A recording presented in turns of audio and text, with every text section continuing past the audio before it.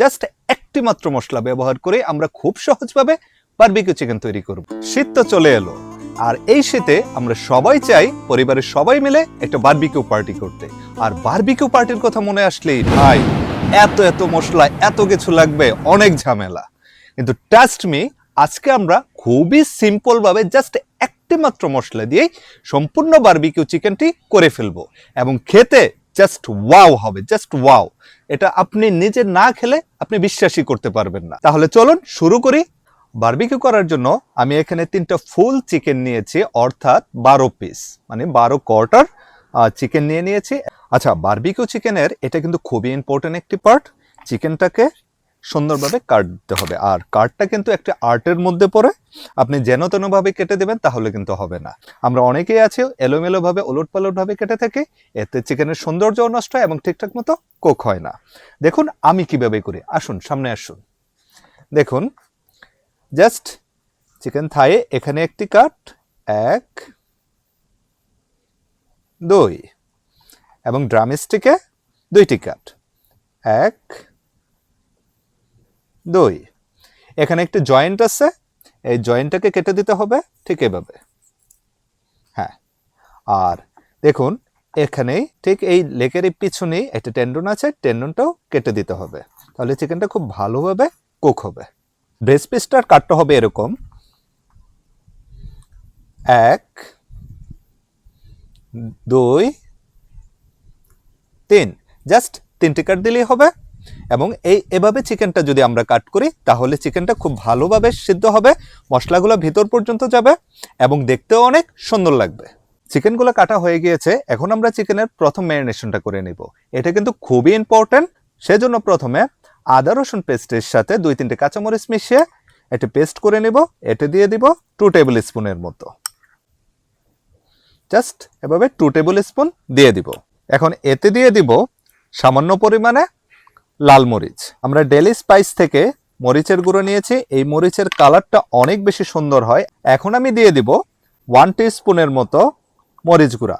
এখন দিয়ে দিব লেমন জুস। আমি একটা আস্ত বড় লেবু নিয়েছি এবং প্রথম ম্যারিনেশনে আমরা পুরোটা লেবুই দিয়ে দিব।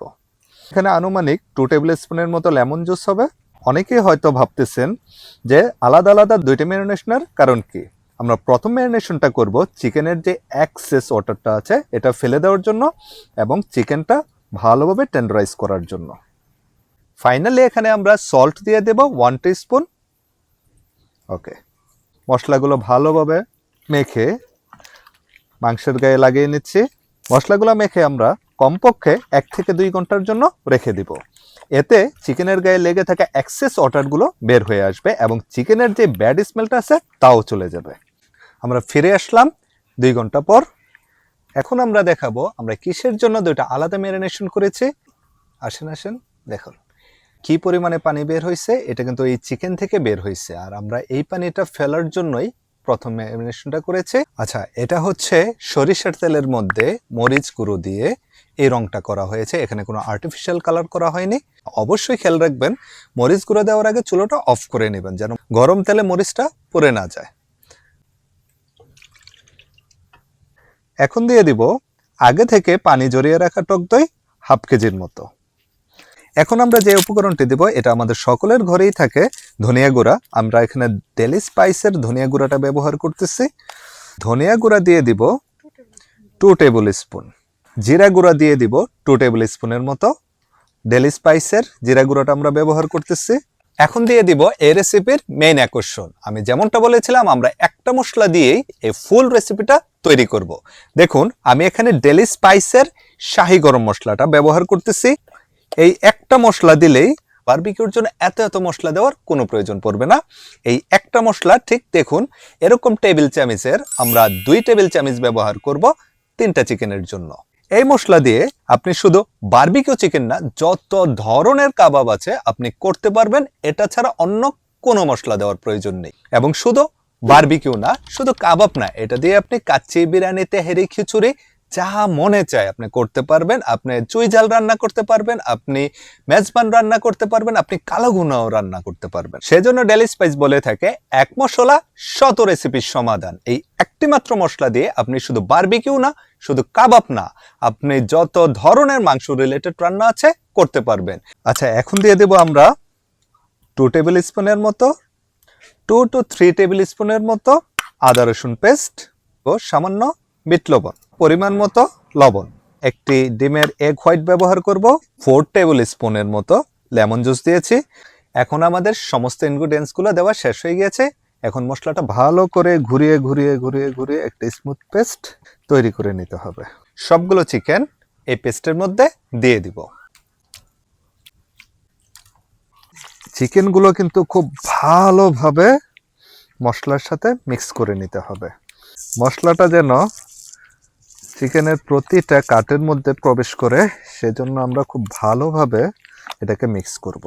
মশলার সাথে চিকেনগুলো খুব ভালোভাবে মিক্স করে আমরা ম্যারিনেশনের জন্য রেখে দেব কমপক্ষে 1 ঘন্টার জন্য। আর এই ম্যারিনেশনটা যত ভালো হবে, আপনার চিকেনের টেস্ট, আপনার বারবিকিউর টেস্ট তত ভালো হবে। আমরা এখন ফ্রিজে রেখে দেব 1 ঘন্টার জন্য। কিভাবে আসলে শিকের মধ্যে চিকেনগুলা গেঁথে থাকে, এক কর্নার থেকে এভাবে, ঠিক এভাবে লাগাবো এবং এর উপরে আমরা এই গ্রেভিটা দিয়ে দিব। ডেলি স্পাইসের শাহী গরম মশলা সহ যে কোনো মশলা অর্ডার করতে ভিজিট করুন www.dailyspicepd.com অথবা ইনবক্স করুন ডেলি স্পাইসের ফেসবুক পেজে।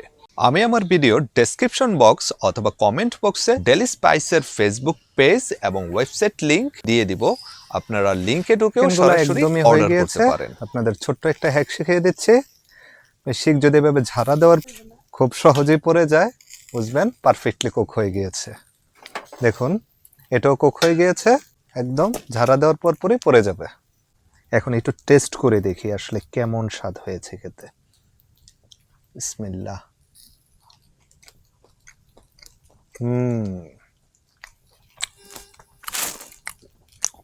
এক কথায় অসাধারণ। দেখুন কি সুন্দরভাবে সিদ্ধ হয়েছে এবং টেন্ডারাইজ হয়েছে।